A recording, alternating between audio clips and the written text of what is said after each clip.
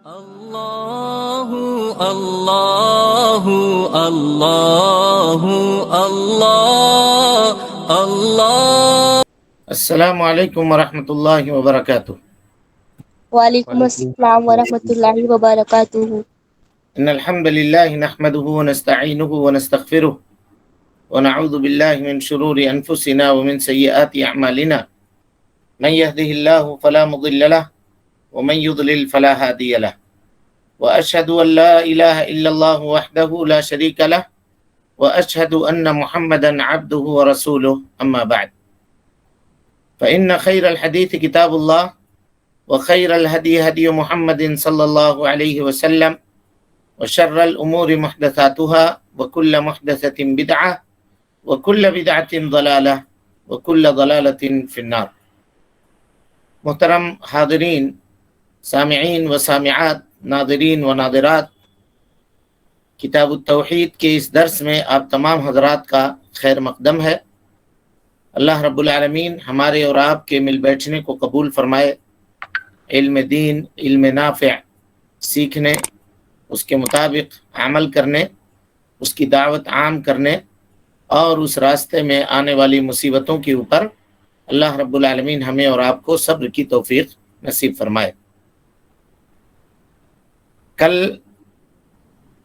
حدیث کا تذکرہ ہوا تھا حضرت حذیفہ ابن یمان رضی اللہ، عمران ابن حسین رضی اللہ تعالی عنہ کی روایت، اور اس کے سند کے تعلق سے ہم نے گفتگو کی تھی، اور یہ کہا تھا کہ یہ حدیث امام احمد رحمۃ اللہ علیہ نے، امام ابن ماجہ نے، امام بزار نے، طبرانی نے، ابن حبان نے، اور اسی طریقے سے حاکم نے روایت کیا ہے، اور ابن حبان نے اس کو صحیح کہا ہے۔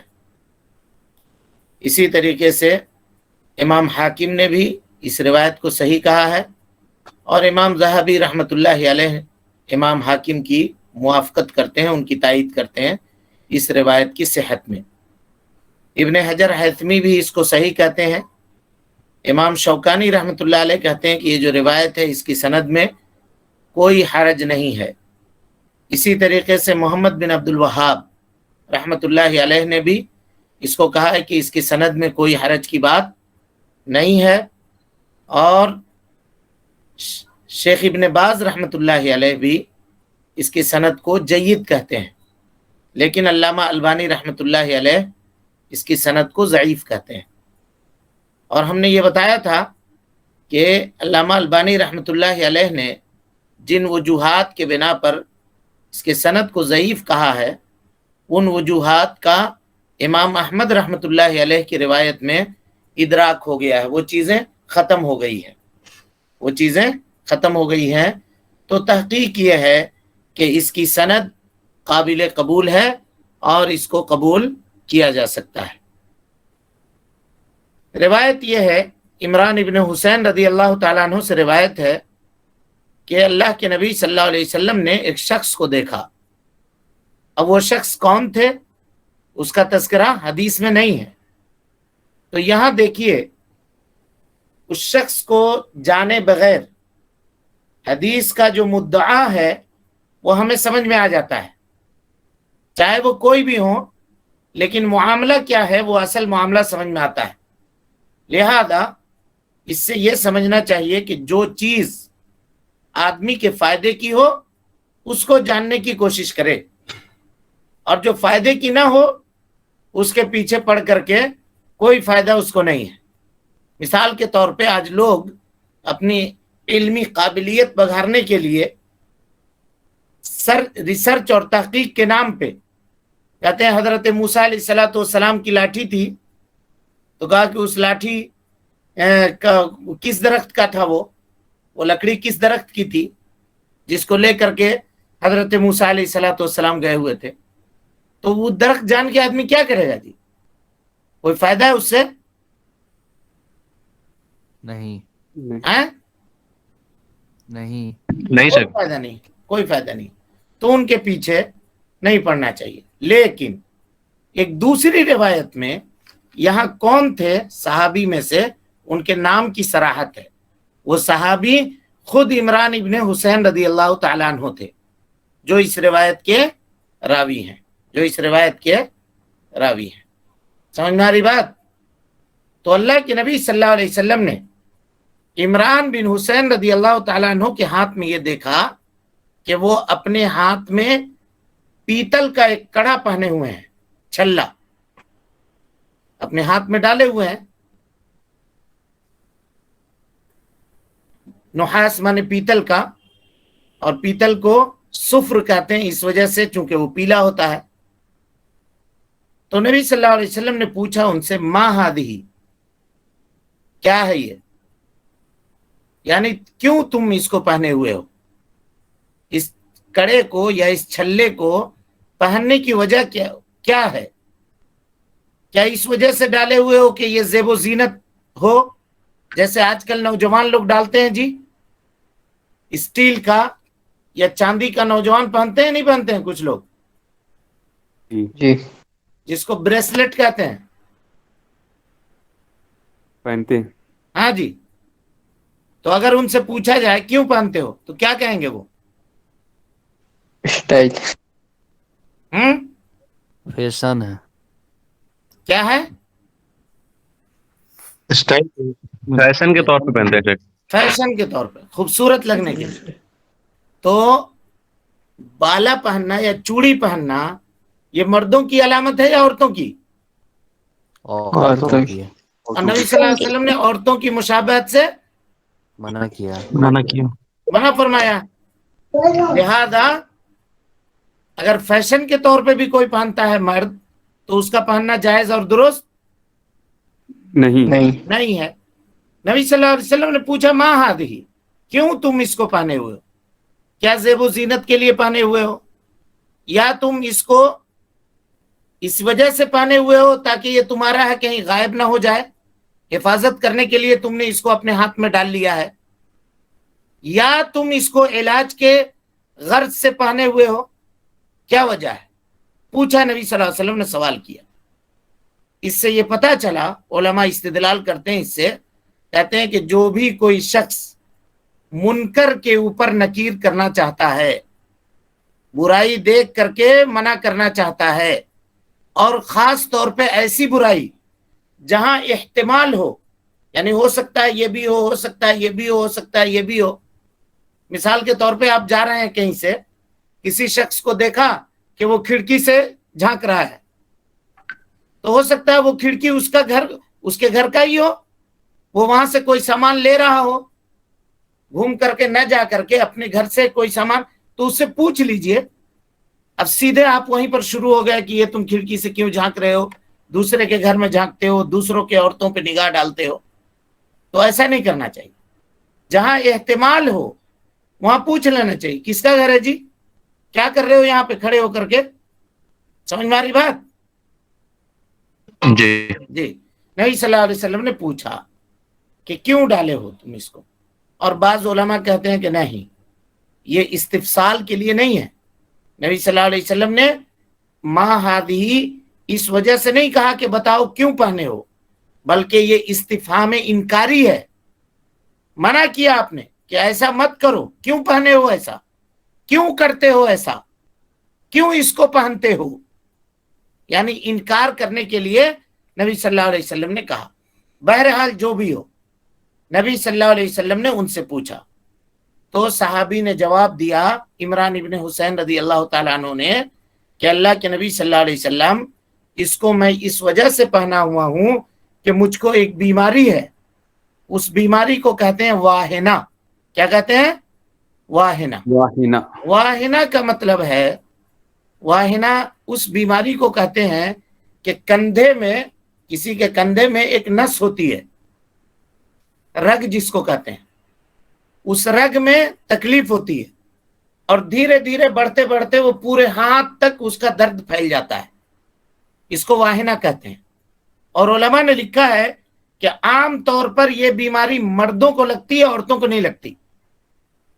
عام طور پر یہ بیماری مردوں کو لگتی ہے، کندھے میں ایک رگ ہی ہوتا ہے یا ایک نس ہوتا ہے جس میں درد شروع ہوتا ہے، اور وہ نس جہاں جہاں تک ہاتھ میں گئی ہوئی ہے وہ پورے ہاتھ میں اس کا درد شروع ہو جاتا ہے. تو اس زمانے میں واہنہ کا علاج ہو سکتا ہے یہ ہوگا کہ یہ لوگ وہ کڑا یا کنگن پہنا کرتے تھے. اللہ کے نبی صلی اللہ علیہ وسلم نے کہا انزعها، نکالو اس کو. اور ایک روایت میں ہے انبذها، سختی سے جتنا جلدی ہو سکے نکالو اپنے ہاتھ سے، ہے نا. نبض کہتے ہیں کسی بھی چیز کو سختی اور قوت سے نکال کر کے پھینک دینے کو. تو نبی صلی اللہ علیہ وسلم نے کہا کہ اس کو اپنے سے نکالو، یعنی جتنا جلد ہو سکے اس کو اپنے سے دور کرنے کی کوشش کرو. فَإِنَّهَا لَا تَزِيدُكَ إِلَّا وَهْنًا، یہ تمہارے تکلیف میں اضافہ ہی کرے گی، اس میں کمی نہیں کرے گی. یعنی تمہارے مرض میں، تمہاری بیماری میں اس کڑے سے اضافہ ہی ہوگا، اس سے کمی نہیں واقع ہوگی. اب یہاں ایک سوال ہے جی، اگر وہ کڑا بیماری سے دور نہیں کر سکتی تھی، یعنی تکلیف کو ختم نہیں کر سکتی تھی، تو تکلیف بڑھانے کا بھی اس میں اثر نہیں ہونا چاہیے. بالکل. سمجھ رہے ہیں سوال کو؟ جی جی. تو پھر نبی صلی اللہ علیہ وسلم نے کیوں کہا کہ تمہارے تکلیف میں اس سے اضافہ ہی ہوگا؟ آخرت میں تکلیف ہے. یعنی اس کا مطلب کہیں یہ تو نہیں گناہ کی وجہ سے. یہ کڑا تکلیف دے سکتا ہے لیکن تکلیف کو دور نہیں کر سکتا ہے، یہ تو مطلب نہیں ہے. اللہ تعالیٰ ایمان کی کمی ہوگی. ہاں، جیسے کہا آپ نے آخرت میں، یہی بات صحیح ہے. علماء کہتے ہیں کہ اللہ کے نبی صلی اللہ علیہ وسلم نے یہ خبر دی ان کو کہ اگر اس طرح سے کرو گے، علاج کے ان طریقوں کو استعمال کرو گے تو اللہ رب العالمین تمہارا مواخذہ کرے گا. اور مواخذہ کیا کرے گا؟ کہ ہو سکتا ہے اللہ رب العالمین ان غیر مشروع اسباب کو اختیار کرنے کی وجہ سے تم جو قصد اور ارادہ رکھتے ہو، تمہارے قصد اور ارادے کو پورا نہ کرے بلکہ اس کے ضد معاملہ کرے. تم چاہتے ہو شفا یاب ہو جانا، کہیں ہو سکے کہ اللہ رب العالمین تمہاری بیماری کے اندر اور اضافہ کر دے. پتہ یہ چلا جی کہ اسباب مشروعہ کو چھوڑ کر غیر مشروع اسباب کو اختیار کرنا یہ اپنے آپ کو خطرے میں ڈالنے کے مترادف ہے. آخرت میں جو عذاب ہوگا وہ تو ہوگا، دنیا میں بھی بیماری کے اندر اضافہ ہو سکتا ہے. یہ اللہ رب العالمین کی جانب سے پکڑ ہوگی اس کی، کہ اس کے جانب اللہ تعالیٰ کے جانب سے وعید ہوگی کہ اللہ تعالیٰ دنیا میں اس کے مرض اور اس کے بیماری کے اندر اضافہ کر دے گا. اللہ رب العالمین ہم کو اور آپ کو محفوظ رکھے. اس لیے کہ اللہ کے نبی صلی اللہ علیہ وسلم نے فرمایا من تعلق تمیمتا لا یتم اللہ له الامر، جو آدمی تعویذ لٹکائے اللہ رب العالمین اس کے معاملے کو پورا نہ کرے، یہ بد دعا ہے نبی صلی اللہ علیہ وسلم کی جانب سے. اب غور کیجئے، اگر نبی صلی اللہ علیہ وسلم بد دعا دے رہے ہیں کسی معاملے میں تو کیا وہ کسی کو فائدہ پہنچا سکتی ہے؟ نہیں. بولیے، ہرگز نہیں پہنچا سکتی ہے. اور اگر کوئی آدمی یہ جانتا ہو کہ اس سلسلے میں نبی صلی اللہ علیہ وسلم کی بد دعا ہے تو اس کو 1000 مرتبہ اس کام کو کرنے سے پہلے سوچنا چاہیے. اسی لیے اللہ رب العالمین کے ہاتھ میں ہی شفا دینا ہے. اور کوئی آدمی اللہ کی نافرمانی کر کے اللہ رب العالمین سے شفا یابی طلب کرے گا تو اللہ رب العالمین جب اس سے ناراض ہوگا تو اس کو کیوں کر شفا دے گا؟ سمجھ رہے ہیں بات کو؟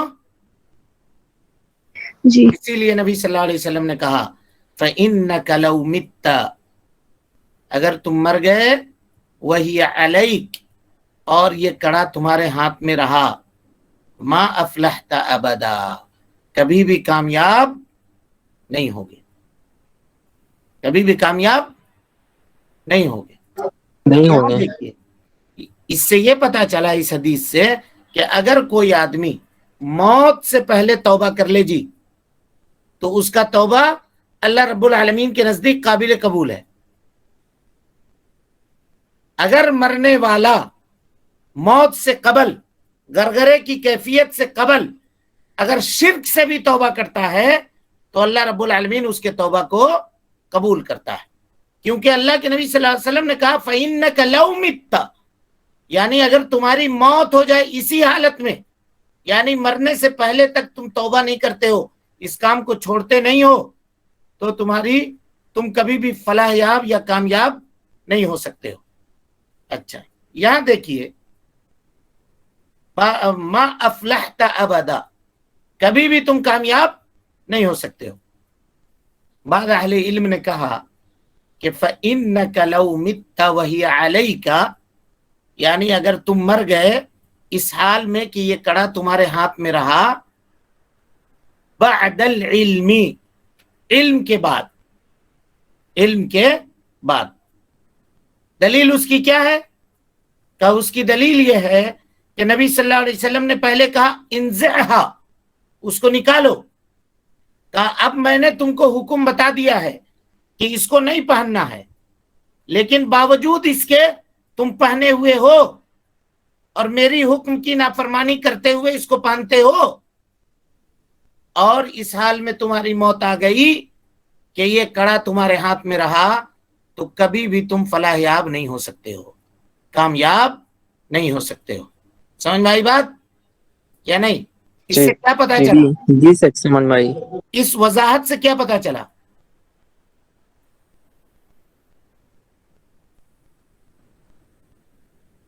کہ اگر کوئی آدمی نہ جانتے ہوئے اس کو استعمال کرتا ہے تو اس کو جہل کا عذر دیا جا سکتا ہے کہ چلیے معلوم نہیں تھا۔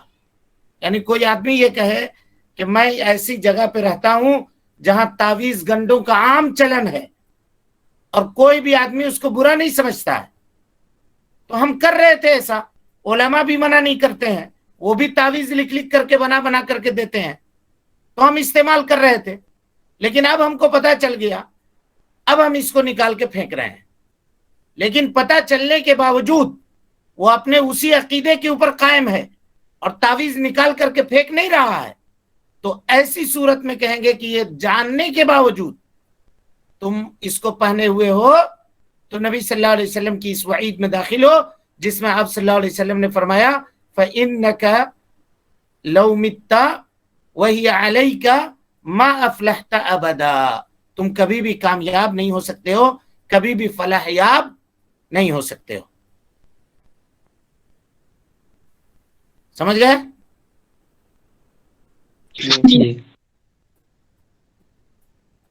دیکھیے انہوں نے کسی نے سوال کیا کہ کیا وہ جنت میں نہیں جائے گا؟ فلاح یاب نہ ہونے کا یہ مطلب ہے کہ وہ جنت میں جائے گا؟ اب پھر پیچھے اپنے سبق کی طرف لوٹیے، جنت میں جانے کے کتنے طریقے سے لوگ جنت میں داخل ہوں گے جی؟ جہاں ہم پڑھائے تھے کہ بلا حساب و کتاب جنت میں جائیں گے، ہاں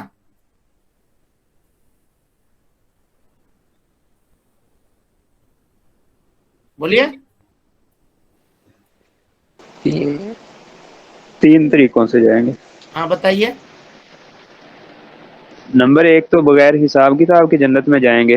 بالکل۔ دوسرا یہ ہوگا کہ اپنے نامہ اعمال ان کے نیکیوں کے زیادہ ہونے کی وجہ سے جنت میں جائیں گے۔ جی جی۔ اور تیسرا یہ ہے کہ کچھ سفارشات کی وجہ سے جنت میں جائیں گے۔ اور کچھ لوگ ایسے جی ہوں گے جو پہلی مرتبہ جہنم میں جائیں گے،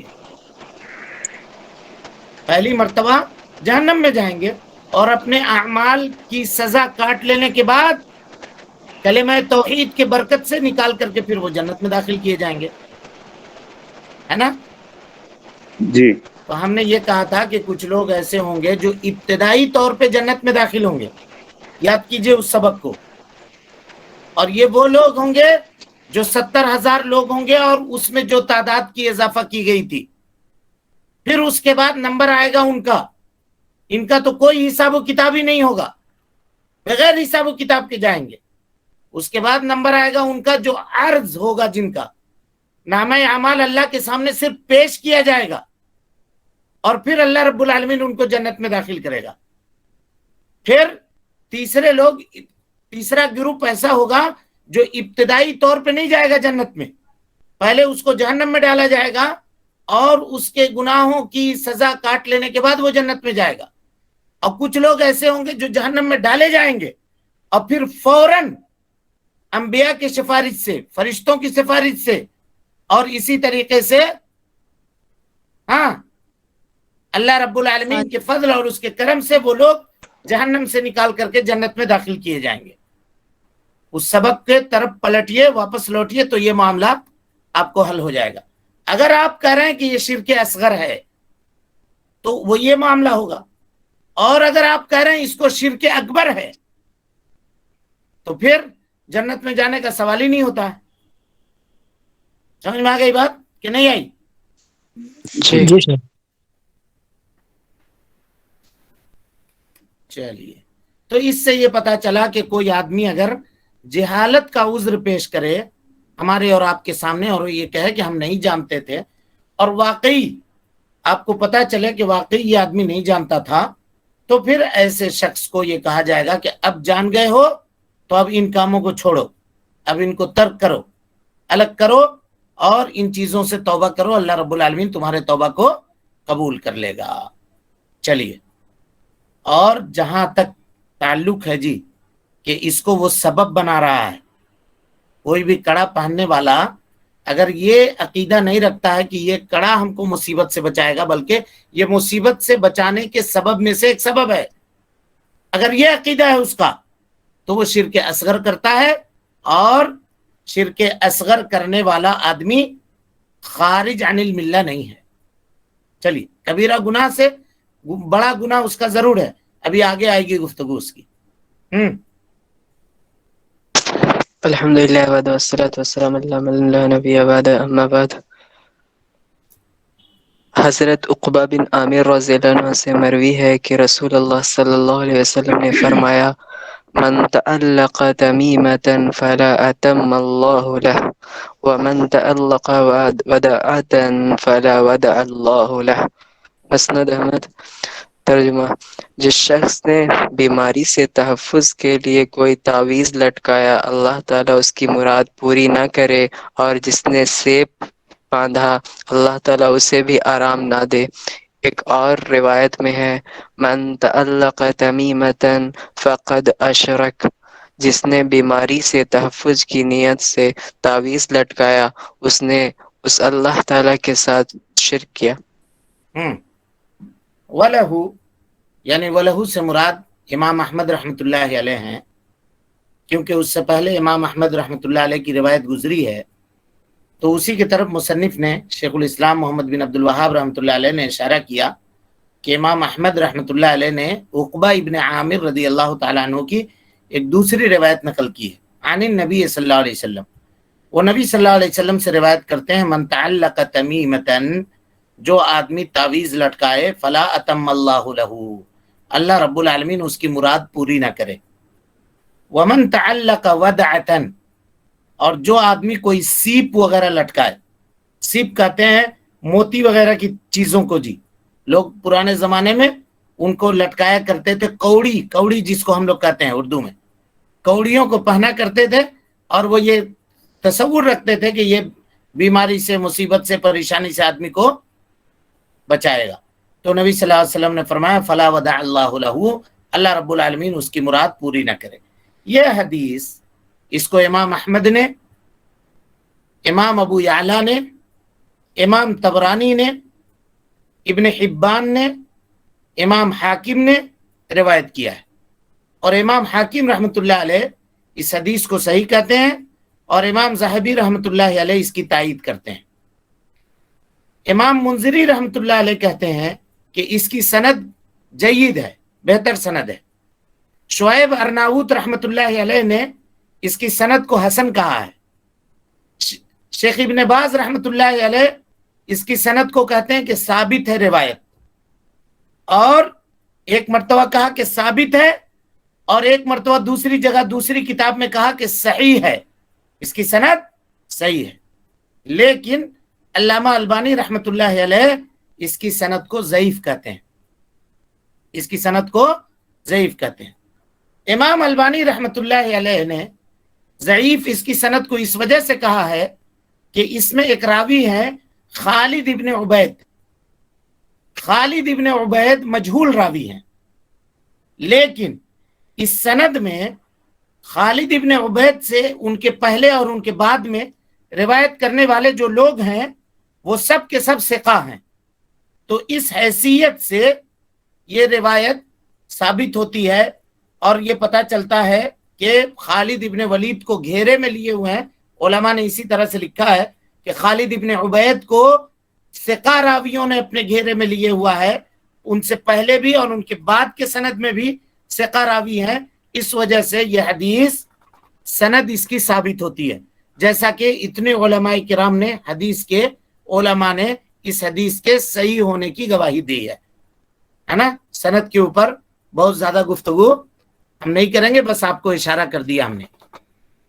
مصنف رحمۃ اللہ علیہ کہتے ہیں وَلَهُ، یعنی امام احمد کی ایک روایت میں ہے، عقبہ ابن عامر رضی اللہ تعالی عنہ سے مرفوعاً روایت ہے، نبی صلی اللہ علیہ وسلم نے فرمایا من تعلق تمیمہ، جو تعویذ لٹکا ہے. تمیمہ اصل میں عرب کے اندر جی کہتے ہیں خرز کو. خرز سیپ کے طرح کی ایک چیز ہوتی ہے جو سمندر سے لوگ اس کو نکالتے ہیں، ہے نا. اس کو ہار بنا کر کے لوگ بچوں کے گلے میں لٹکا دیا کرتے تھے. کیوں؟ نظر بد سے بچنے کے لیے، ہے نا. اور اسی طریقے سے ہر وہ چیز جس کو نظر بد سے بچنے کے لیے یا کسی بیماری سے بچانے کے نیت سے آدمی بچے کے گردن میں لٹکائے، یہ ساری کی ساری چیزیں تمیمہ کے اندر داخل ہوں گی. ساری چیزیں تمیمہ کے اندر داخل ہوں گی. سمجھ میں آ رہی بات؟ چاہے وہ لٹکائے کس لیے، بچے کو نظر بد سے بچنے کے لیے، یا اپنے کسی جانور کو لٹکائے. دودھ دینے والی گائے کو لوگ عام طور پہ لٹکاتے ہیں، اس کے گلے میں کالا دھاگا باندھ دیتے ہیں تاکہ اس کو نظر بد نہ لگے. اسی طریقے سے گھر میں لٹکائے، کالی ہانڈی ڈال دے گھر میں، یا کچھ اور لٹکا دے اپنے گھر میں، یا اسی طریقے سے اپنے خود پہنے یا بچے کو کالا ٹیکا لگائے، جو کرے یہ سب کے سب تمیمہ کے اندر داخل ہے. یا کچھ لوگ وہ نیبو لٹکاتے ہیں، مرچی لٹکاتے ہیں، 3 مرچی اوپر لٹکایا، پھر بیچ میں نیبو رکھ دیا، پھر اس کے نیچے 3 مرچی لٹکا دیا، اور اس کو دکان میں، مکان میں، دروازے کے اوپر لٹکا دیتے ہیں، اور یہ کہتے ہیں کہ یہ نظر بد سے روکنے والی ہے. اور کچھ لوگ وہ سواستک کا نشان بناتے ہیں، کہتے ہیں کہ یہ نظر بد کو روکنے والی ہے. جتنی طرح کی چیزیں ہیں وہ سب کے سب اس وعید کے اندر داخل ہے. اور اسی طرح سے ہم نے کہا تھا کہ جو گاڑی میں پیچھے بنا دیتا ہے آنکھ وغیرہ بنا کر کے، کوئی ہاتھ کا نشان، پنجے کا نشان بنا دیتا ہے، اور اس کے نیچے لکھتا ہے بری نظر والے تیرا منہ کالا. یہاں لکھتے ہیں بری نظر والے تیرا منہ کالا، اور عرب میں لوگ لکھتے ہیں العین الحسود، حسد کرنے والی آنکھ، فیہا عود، اس میں لکڑی ہو. یہاں لکھتے ہیں بری نظر والے تیرا منہ کالا، اور وہاں ادھر کے لوگ جو کمزور عقیدے والے ہوتے ہیں وہ اپنے گاڑیوں کے پیچھے لکھ دیتے ہیں. کیا لکھتے ہیں؟ ہاں بولیے. لکھتے ہیں عین الحسود، اے حسد کرنے والی آنکھ، تیری آنکھ میں لکڑی ہو. اس طرح کی چیزیں. اچھا، اسی طریقے سے کوئی آدمی گاڑی میں اپنے کالا دھاگا باندھ دے یا لال دھاگا باندھ دے، یا بہت ساری چیزیں جو گاڑی کے آگے پیچھے لوگ لکھتے ہیں، ہے نا، یہ ساری کی ساری چیزیں. اور یہ بھی جان لیجئے گا جی، گاڑی کے پیچھے الحمدللہ رب العالمین، ماشاء اللہ، تبارک اللہ، 786 KGN، اس طرح کی یہ ساری چیزیں لکھنا، یہ سب اس کے اندر داخل ہوگا، سب اس کے اندر داخل ہوگا. چلیے ایسے کچھ لوگ ایسے ہیں کہ گھر کے دروازے کے اوپر میں کانٹی مار دیتے ہیں اس کے نظر نہ لگے، یہ بھی اسی میں آئے گا؟ سب اسی میں. حتیٰ کہ علماء نے یہ کہا ہے کہ دروازے پہ بلڈنگ بنا کر کے کچھ لوگ لکھ دیتے ہیں ماشاء اللہ، ھذا من فضل ربی، یہ سب اسی میں جائے گا. گاڑی پر لکھ دیتے ہیں ماشاء اللہ تبارک اللہ, یہ کیوں جائے گا اس میں؟ کوئی اپنی گاڑی پہ لکھ دیتا ہے صلی علی النبی. کس نیت سے لکھ رہے ہیں آپ؟